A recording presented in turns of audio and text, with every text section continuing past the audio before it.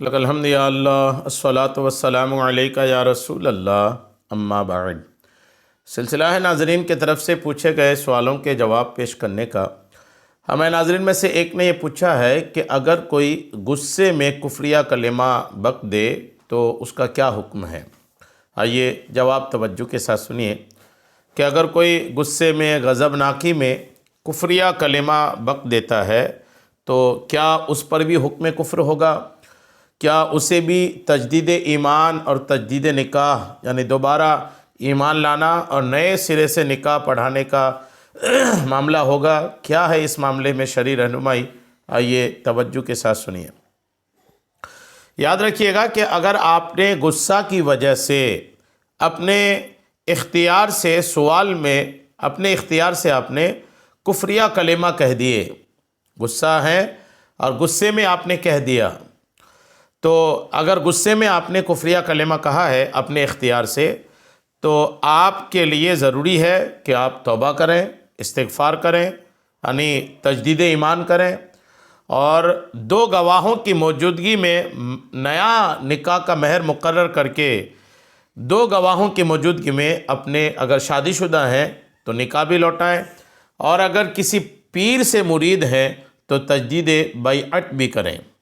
تینوں چیزیں ہیں، یاد رکھیں۔ پہلے تو آپ کا حکم ہوا کہ اگر کوئی غصے میں اپنے اختیار سے کفریہ کلمہ بکتا ہے تو غصہ کی وجہ سے انہیں چھوٹ نہیں دی جائے گی کہ غصے میں بول دیا، تو آدمی غصے میں ہی اناپ شناپ بولتا ہے، تو اگر غصے میں کسی نے حکم کلمہ کفر بولا تو اس پر حکم کفر ہوگا۔ پہلا تو یہ کہ جس طرح آدمی غصے میں نہیں یوں ہی کفریہ کلمہ بولے، ان کے لیے جو حکم ہے غصے میں بولنے والے کے لیے بھی وہی حکم ہے۔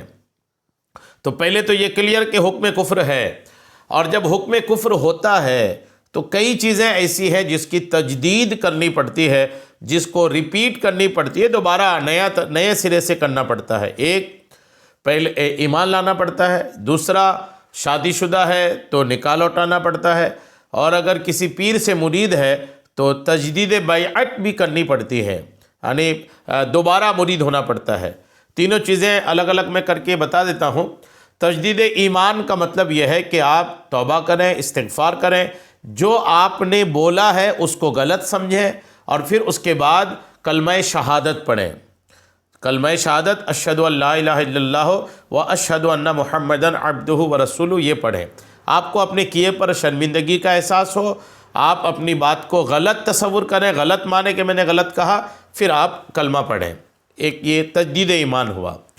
دوسرا ہے تجدید نکاح، یعنی نکاح لوٹانا۔ اگر آپ شادی شدہ ہیں تو کرنا کیا ہے؟ آپ کو کرنا یہ ہے کہ دو گواہوں کی موجودگی میں، دو عاقل بالغ گواہ ہوں، ان کے دو مسلمان گواہ کی موجودگی میں آپ اپنی بیوی کے ساتھ نکاح کو لوٹائیں، یا اگر آپ یوں مشکل ہو رہا ہے آپ کے لیے تو کسی عالم دین کو لے آئیں اور انہیں کہہ دیں کہ آپ ہمارا نکاح پڑھا دیں، تو نئے مہر کے ساتھ، جو مہر پہلی بار آپ میں ہوا تھا وہ ختم ہو گیا، اب نئے مہر کے ساتھ ایک نیا نکاح دو گواہوں کی موجودگی میں آپ کا کیا جائے گا۔ تیسرا کام تجدید بیعت کا ہے کہ آپ کسی پیر سے مرید ہیں تو اپنے دوبارہ اس سے بیعت کر لیں۔ اگر وہ پیر صاحب زندہ ہیں تو ٹھیک ہے، انہی سے دوبارہ مرید ہو جائیں۔